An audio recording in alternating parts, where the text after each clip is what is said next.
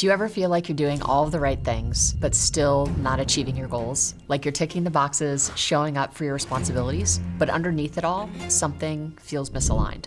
You're not alone, and there's a reason why so many of us feel this low-level tension, exhaustion, or even frustration. In today's episode of Science and Soul, I'll walk you through a framework I call Personal Readiness. It's a way to design your life so your core psychological needs are actually being met. Needs like purpose, control, connection, and self-efficacy. Because when those needs go unmet, we drift. We lose clarity, we lose our energy, and we stop feeling like ourselves. This isn't about increasing your productivity or doing more. It is about alignment. Alignment with your values, your identity, and the person you're working so hard to become. And once you understand the scaffolding behind real readiness, you can finally stop forcing it and start feeling it. Ready when you are? Let's get into it. I believe that making positive changes in your life can sometimes start with even the smallest steps. By making the choice to subscribe to this channel, it's a step in the right direction. When I see those subscriber numbers go up, it makes me so happy because it shows that you are making a commitment to learn to live with more joy and more energy. Your support is truly appreciated. Thank you. Okay, let's get into today's episode. Today, we're going to talk about your core psychological needs and the scaffolding that will allow you to make sure that those needs are met. The scaffolding is what I like to call personal readiness.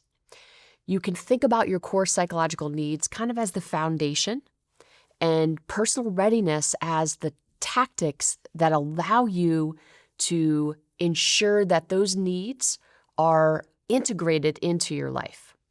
The concept of personal readiness originates from scientific principles, but I've adapted it through my experience as a coach, working with a lot of individuals in free living settings, insights from my own research and the research of others, and of course, a ton of personal experimentation. I found that this framework of personal readiness provides a really solid foundation that will allow you to consciously start practicing living your values and back into your larger purpose in life with a greater degree of alignment. It's, I think, really important to note that this isn't a conversation about goal setting per se. This is more about a way of being in the world that will allow you to discern what goals are actually worth pursuing. All of the episodes are grounded in a model that I developed that helps bring to ground all the big rocks that move around our ability to live with joy and energy. This is a model of human performance. And, if you remember from a previous episode, I talked about the core physiological influences. This is circadian health, so the timing of things and how that moves around your capacity to show up. Sleep behavior, recovery. Inside recovery, there are many different components. We've got fueling behavior, hydration strategies, hormetic stressors, or the use of hormetic stressors like cold therapy and hot therapy. We've got practices like gratitude, awe, journaling, time in nature. These are all kind of in the recovery bucket, and we're going to talk about all of these things. And then finally, training. Okay, that's the fourth physiological influence. And training encompasses, of course, your cardiorespiratory fitness, so the anaerobic and aerobic energy systems, as well as your functional and raw strength. On the psychological side, okay, this is the right side of the model. This is what we're going to be focusing on today. You've got your core psychological influences: purpose, self-efficacy, control, and connection. And again, this is really the foundation of the personal readiness scaffolding, okay, which includes your identity, your values, your anchors, and your outlets. So today's conversation is really about unpacking kind of these two components. So our core psychological needs and the tactics that allow us to design a life where we can make sure that these needs are met consistently. Because when we don't meet these core psychological needs, we end up, flinging ourselves in all sorts of directions, mentally, physically, emotionally, and spiritually. Living these core needs and making sure that they're integrated into our life really seamlessly allows us to step out into the world with firmer persuasion. Before we get into today's lesson, I thought I'd start with a poem. It's one of my favorite poems by one of my favorite poets.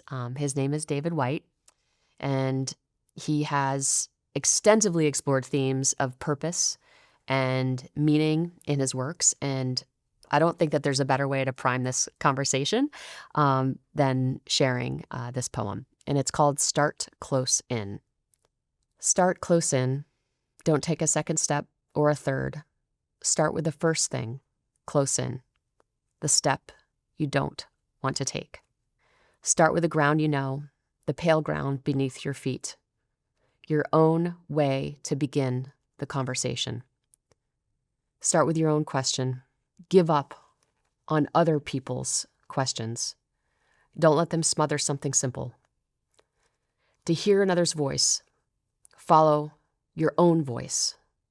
Wait until that voice becomes an intimate, private ear that can really listen to another. Start right now. Take a small step you can call your own. Don't follow someone else's heroics. Be humble, be focused, and start close in. Don't mistake that other for your own. Start close in. Don't take a second step or the third. Start with the first thing close in, the step you don't want to take. I think this poem gives us such profound insight into the nature of what it means to be ready. It's the connection that you have with yourself.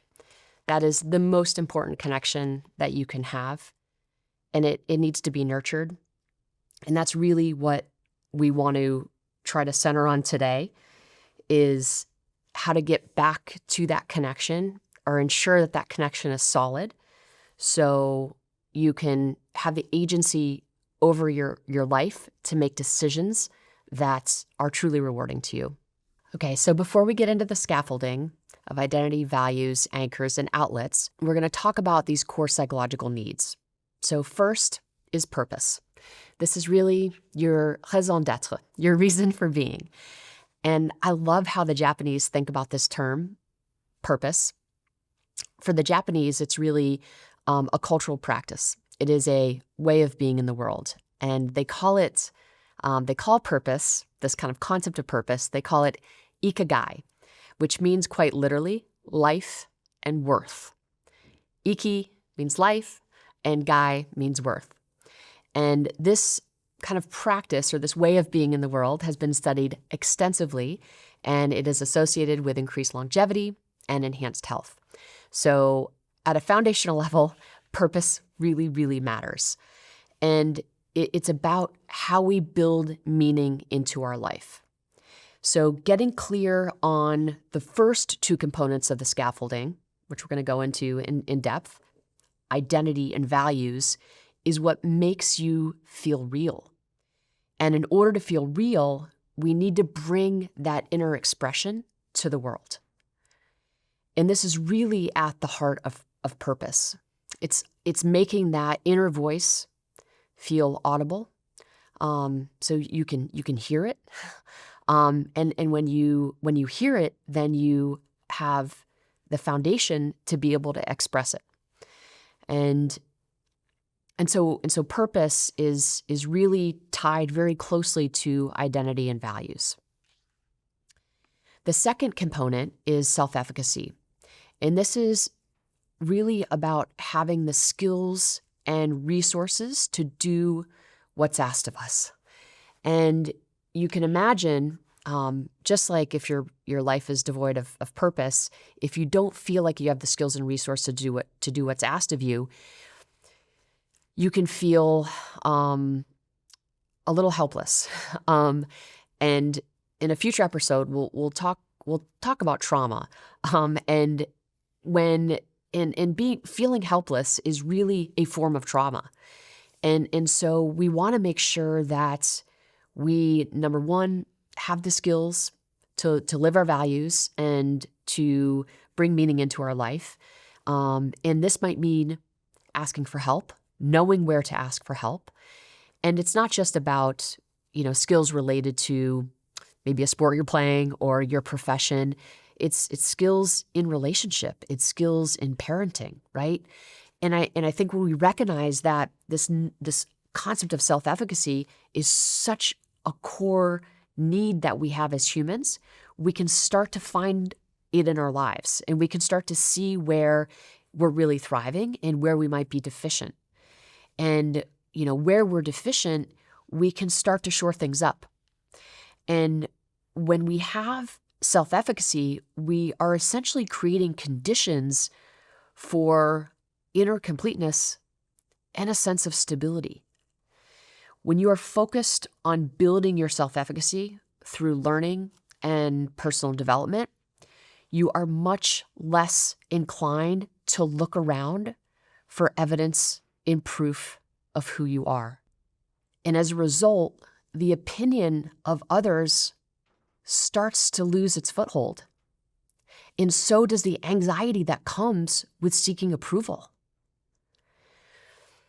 And I think we don't always, put this together, but you want to be so focused on your own learning and your own development, right? So you have a really clear inner compass in terms of the direction of your life.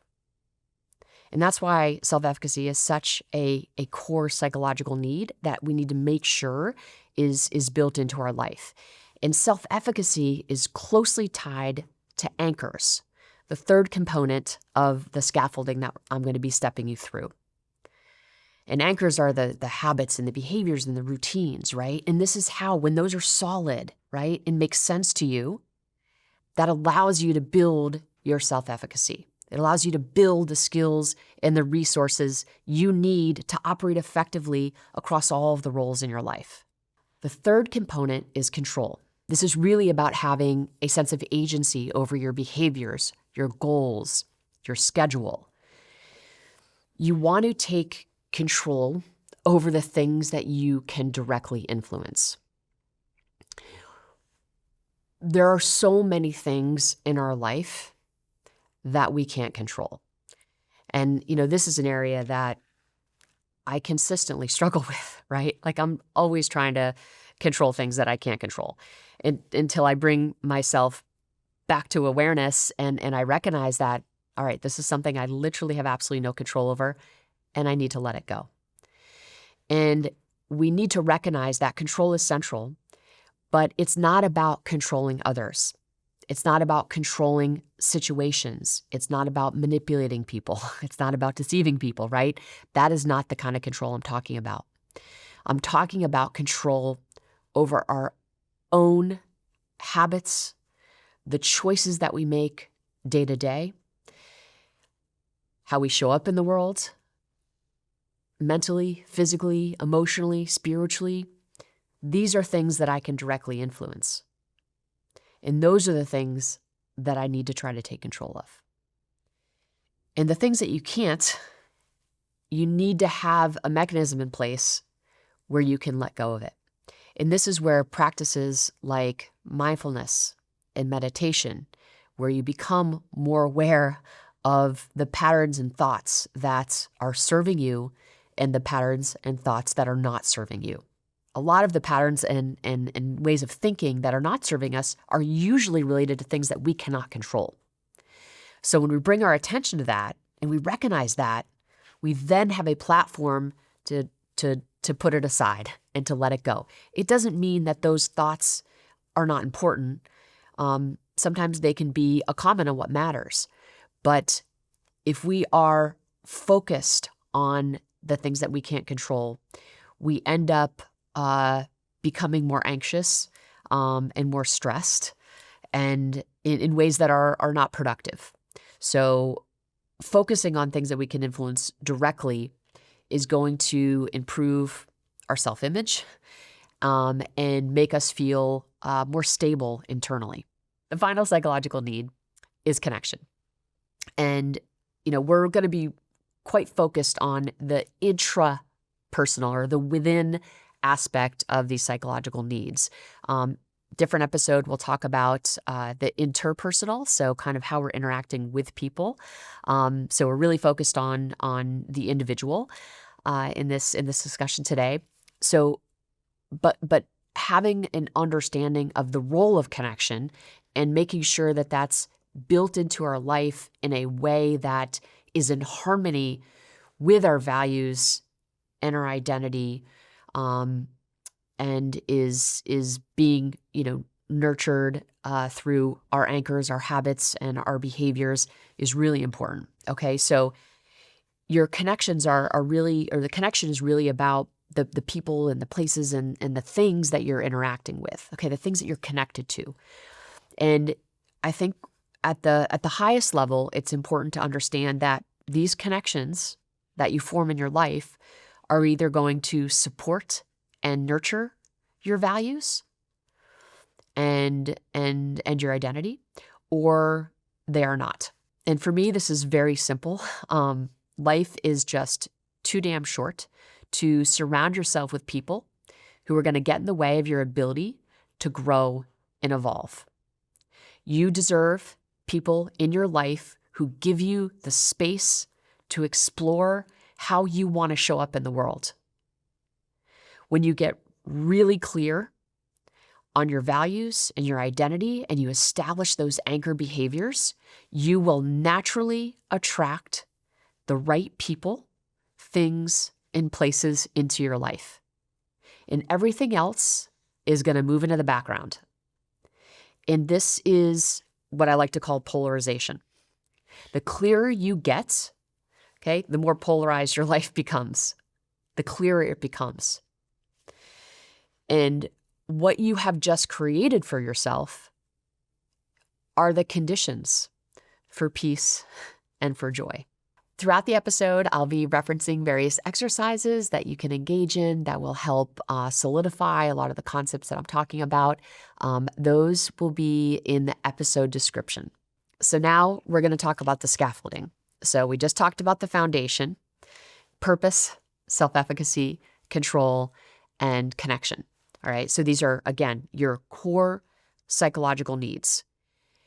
When these needs are met, okay, if we think back to the blueprint, okay, to our model of human performance, when these core needs are met, you're going to have greater capacity, okay, because remember, everything with our psychology is going to impact our physiology and vice versa, right? These are profoundly interrelated.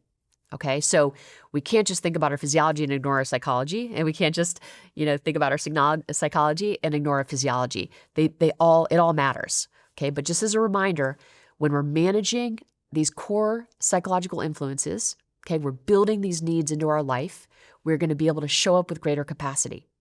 And when we have greater capacity, we create more demand matches. Okay, these demand matches are going to enable us to have appropriate levels of mental, physical, emotional, and spiritual energy to put forward to whatever it is that we're doing in our life. Okay, so just important that we come back and understand how this is all connected.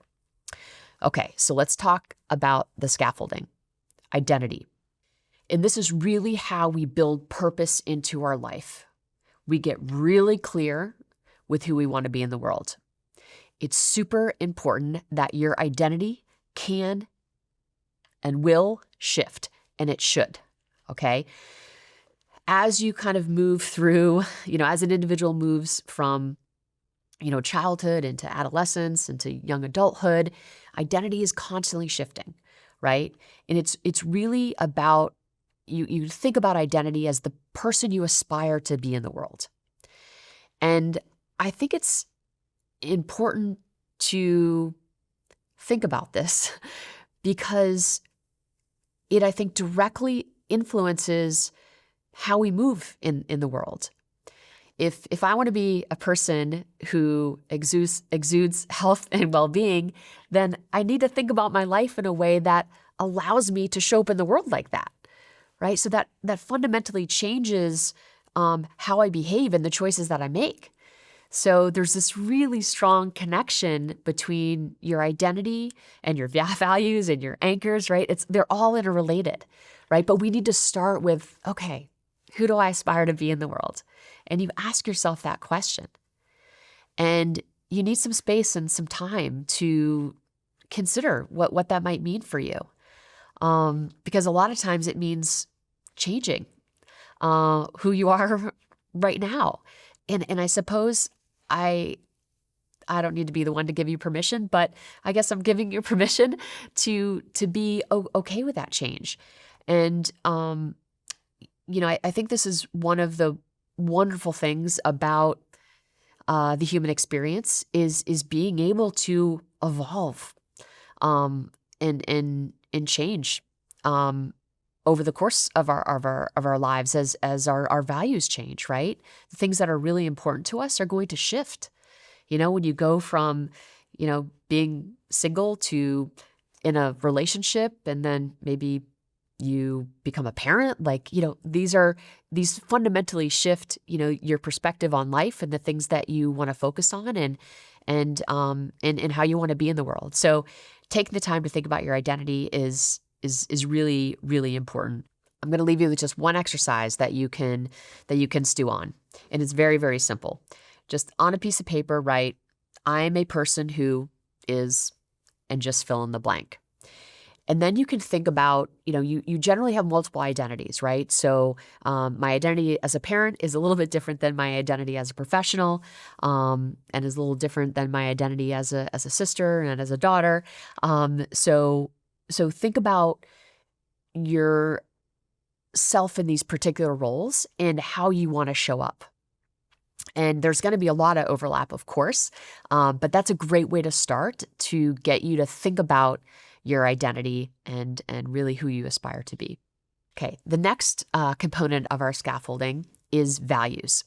And values are a set of actionable, highly relevant beliefs that feel core to who you are and who you aspire to be. So you could kind of think about, values as really, they really underpin your identity, okay? And I like to think of values as like the little birdie on my shoulder, and they guide me. They make sense to me. And I think it's important to understand that there's really no self apart from one's values. And there is no you apart from your chosen identity. In really what you choose to do and how you choose to do it is actually who you are. And so it's absolutely in our best interest to understand what it is that we value, so we then can align our behaviors with what we say we care about.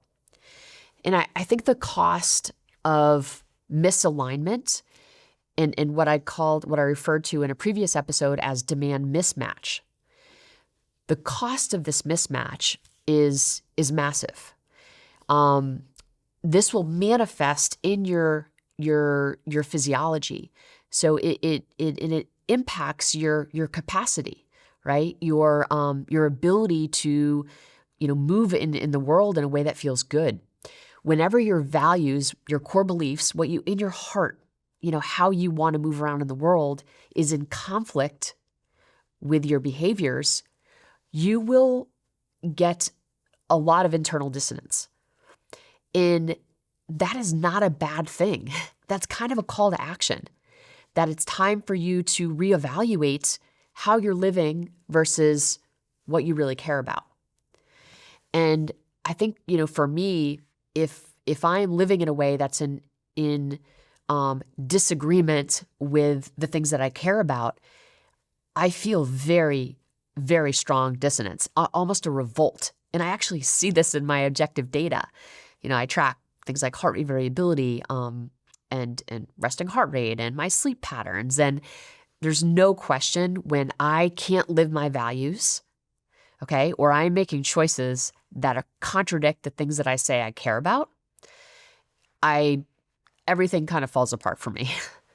And so being aware of your values allows you to move through your life awake. And, I think sometimes like being awake in your own life can feel a little scary, but I think this pursuit of alignment is really the path toward inner stability and peace. And it's not always an easy conversation. But I think this inner stability and peace is going to allow you to form more meaningful connections with others. So it's absolutely, I think, worth our time to really sit down and write down, all right, what are my values? And then furthermore, what do these values look like in action? Right? If I value peace, what does that actually mean for me day to day? If I value being a peaceful, loving person, I need to make sure that, when I wake up, I reflect on the things that I care about. I need to spend a couple minutes in my journal just reflecting on my values and thinking about, all right, how am I going to live this today? What are the things that I'm going to do? How am I going to interact with my kids? How am I going to interact with the people that I care about? How much time do I need and space do I need to take to make sure that I'm grounded and centered in a way that I can live this value? And so I think having that, that conversation with the self is really, really powerful, because what you end up doing is you end up moving through the world with more alignment. And when you have that alignment, you reduce that internal tension. When you reduce that internal tension, you have an autonomic nervous system that is able to respond to the demands of your life in a more functional way. And again, connecting, I think, these dots is really where you start to gain agency over your health, for sure, but over your performance levels. And again, remember, performance isn't about your PRing your 5K. It could be, but it's really about intentionally behaving at a level equal to your physical, mental, and emotional potential. That's really what we're after here. And understanding your values, living your values, is so core to that. I've discovered a game-changing beauty device, and I'm not gatekeeping. It's the red light face mask from this show's partner, Bone Charge. For those who are new to red light therapy or near infrared, it works by penetrating deep into the skin to boost collagen production, reduce inflammation, and smooth fine lines, wrinkles, and scars. I've only used it for a few weeks, but I'm already seeing improved texture and a bit more firmness. These are, just kind of preliminary data, but so far, so good. And what makes it stand out for me is that it's cordless. I can literally make pancakes for my kids while wearing the mask. What's also unique about Bone Charge that I love is that it has more LEDs than any other brands, offering better coverage and optimized treatments. Check out Bone Charge's face mask or explore the rest of their amazing products to aid your health and wellness journey. Head to bondcharge.com/Kristen, and for a sneaky 15% off code, use Kristen at checkout. Discount applies site-wide. You'll also get free shipping and a 1-year warranty. Head to bondcharge.com/Kristen now. Let's take a second to talk about Whoop, a sponsor of this show, where I work as the global head of human performance, principal scientist. Across January, we ran a campaign called January Jumpstart to help our members build plans for 2025. Our January Jumpstart campaign aimed to really inspire folks to choose from one of the 5 tracks. Across these 5 tracks, we saw our members improve, which was so cool to see. Behavior change, of course, does not stop on January 31st. It is a 24/7, 365-day-a-year mission. It is about just small, consistent change every single day. So keep motivated and hold yourself accountable with Whoop. With features like Whoop Coach, weekly plans, and trends, you can better understand your health and how your actions can work to improve it. If you'd like to experience the power of behavior change, head to join.whoop.com/science to sign up for 1-month free trial. So anchors are the most powerful daily habits that will set the tone for your personal readiness. And this is really, your anchors are what help you build your self-efficacy. Okay, so when you think about, again, self-efficacy, the skills and resources that you need to be able to operate in the roles that you have in your life, the anchors are really what set you up to do that. These are just the set of actions over the course of the day. And the more clear you get on these anchor behaviors, okay, the more you're going to build your self-efficacy. I guess my personal example, I want to be a person who exudes health and vitality. So the next step is for me to really think about, all right, what are the habits that allow me to kind of step out in the world as my healthiest, most vibrant self? Well, these are, for me, it's really starting with my value that's really important is peace. So one of my anchor behaviors to get to peace is really sitting down each morning and writing 3 things that I'm grateful for and reflecting on my values. And I just think about how am I going to live that value? And if I'm thinking about my value of honesty, I think about, all right, how am I going to live honestly today? And I almost visualize myself actioning that value and thinking about, all right, what behaviors need to be true in order for me to live that value. And so for me, one of my anchor behaviors is, waking up and expressing gratitude. That really sets the tone for the rest of the day. And I really encourage you to think about, the few behaviors that will really set a virtuous cycle. And I love James Clear. He wrote a book, Atomic Habits, and he talks about these same principles. And I think it's such a powerful way of thinking, right? What are those few things that if you do every day and they become your non-negotiables, how do they set up the rest of your day? So for me, gratitude in the morning is going to get me off on the right foot, just mentally and spiritually and emotionally. The next thing is making sure that I get something healthy in my body.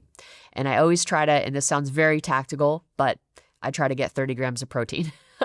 And I just know if I do that, then I'm going to, I'm not going to snack, as much later on. I'm going to that's the one behavior that I know will kind of put me on the right track to make better decisions throughout the day. So getting protein in my body, as soon as I wake up is really important. Another really kind of core thing that I do is I make sure that I take mini moments where I'm deactivating my nervous system. I have a, pretty intense set of responsibilities as a professional and as a parent and, the other roles in my life. And, I'm a pretty conscientious person, so I want to do them with a lot of quality. And so I, have a tendency to be activated a lot of the time. And, that is not bad for the most part when I really feel like I have the skills and resources, the self-efficacy to execute the things that I need to execute in my life. But so I think for me to kind of make sure that I'm creating that balance in my nervous system, I need to build in mini moments of deactivation. And this just involves some breath work.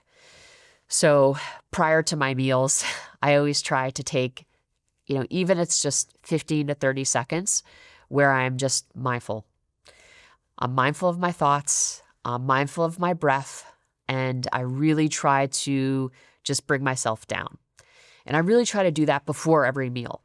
So that's the other thing is like anchoring your anchor to an anchor, right? So anchoring the behavior to something that you're doing every day anyway, right? So I wake up every day. I wake up, I journal, right? And that can literally take 30 seconds. It doesn't have to be a long time, but it just, again, is setting the tone for my day. Breath work before a meal. I'm going to eat generally 3 meals a day, maybe a snack in there. So doing a bit of breath work before that, I know I'm kind of getting it at least 3 times a day, this mini moment of deactivation. And what that does, as I know, is going to basically minimize that stress accumulation throughout the day. Because when we're going throughout the day in a really active, chronically activated state, that can then build up and put me in an activated state before bed, right? So I want to just try to break up that activation with these mini moments of rest. So those are a couple examples of just some of my non-negotiables that really set the tone for other aspects of my life that allow me to really show up in the world in a way that feels good to me. So this is one that you have to really think about. Okay, I've got my identity, I've got my values. What are the behaviors that are going to allow me to show up every day and live those values and practice being that person that I say I want to be? And that's really what your habits are. They give you the opportunity to practice being that person you say you want to be in the world. So you need to think about these anchors. I think, it's worth your time to just take the time to really make sure that these anchors are ones that are truly grounding you, and truly leading you closer to the person you want to be. So there's one thing that can get in the way of your ability to take on a new path, and it's this concept called hidden commitments. So there are kind of like a set of unspoken routines that we all have that when we're on a path of change can actually get in the way of us being able to move forward. And oftentimes these hidden commitments really contradict or prevent us from being able to practice our identity and live our values. So for example, if I'm someone who is interested in exuding health and vitality, but I have this, after my work day, I come home to my roommates and we make dinner together, which is wonderful. It's like such an important time to connect. But then we also, over dinner, we all share a couple bottles of wine. So I know my value of exuding health and vitality is really important to me. I want to be that person. I want to be able to wake up the next morning, express gratitude, have the energy to, do my workout and make good food choices and obviously sleep well. That's also really important to being able to wake up and exude health and vitality. But the couple glasses of wine at night with my roommates is really getting in the way. So I have this hidden commitment of socializing and connecting with my friends, which is so important to me. But at the same time, I've got this the alcohol consumption is kind of getting in the way of this other thing that is really important to me. So it doesn't mean that I can't hang out with my friends, but I need to figure out how to not have the wine. So, these are things that are going to come up on your path to change that you're going to need to figure out how to move through and how to have conversations. And I can tell you the people in your life who support you and love you are going to allow you to set these boundaries. All right, finally, outlets. So outlets are the necessary connections, the people, places, things tied to a sequence of actions that allow us to exert the behaviors and develop habits that help us reinforce our identity and our values. So you can think about, all right, I have these habits, these anchors. Another anchor for me is making sure that I'm, a value is physical fitness. So that means that I need to make sure that I have habits and routines that help me stay physically fit. So I need to make it as easy as possible for myself, and I need to set up my environment a way where I have access to equipment. I like to lift weights, so I need to make sure that I have access to, kettlebells and barbells and heavy things so I can get strong and improve my the quality of my muscle tissue and make sure my brain health is where it needs to be and reduce illness and injury.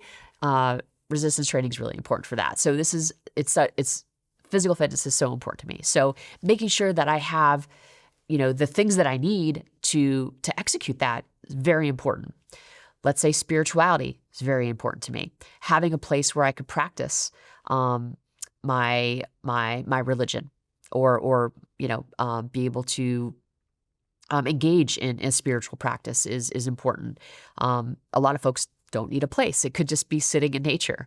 It could be going to a physical location to practice, but making sure that you have an outlet for these things that you need in order to live your values is absolutely important. So figuring out what that looks like in your life is is a big step to being able to live your values. When we think about the scaffolding, you're going to have your identity, person you aspire to be in the world. You're going to have your values, which are your core beliefs that underpin your identity. You're going to have your anchors, the behaviors, the habits, the routines that are going to allow you to show up in the world as the person you aspire to be, live your values. And then you have these outlets. And these outlets, and I think when you think about this as a, very tactically, and you're kind of writing all of this down, it's really about listing, all right, these are my values. What are the outlets, the people, the places, and the things that allow me to live these values? Write those things down. Be really tactical.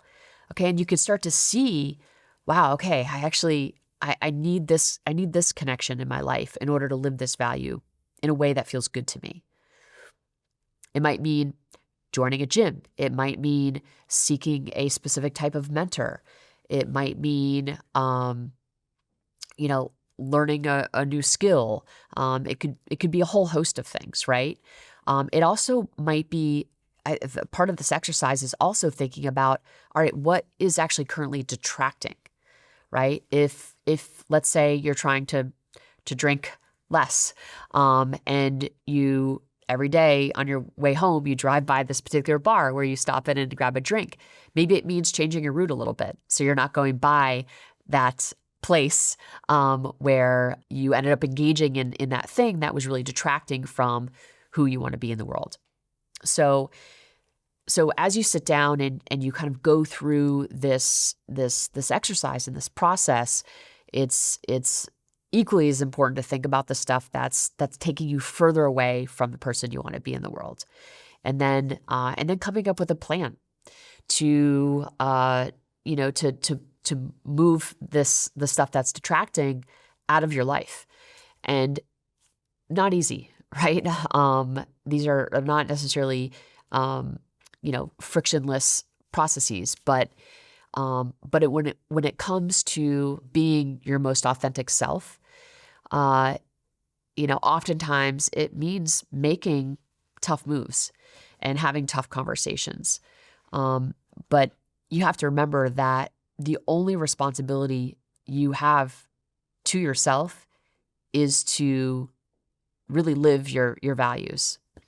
And the scaffolding is really a very tactical way to help you get closer to that. Again, so you can be in a position to really make sure that these core psychological needs are being met consistently. So just to wrap things up, I think, for me, the single commitment of monitoring daily how my behaviors align with my values and how that feeds my identity is probably one of the most impactful, self-empowering, and liberating strategies I've deployed in my life so far.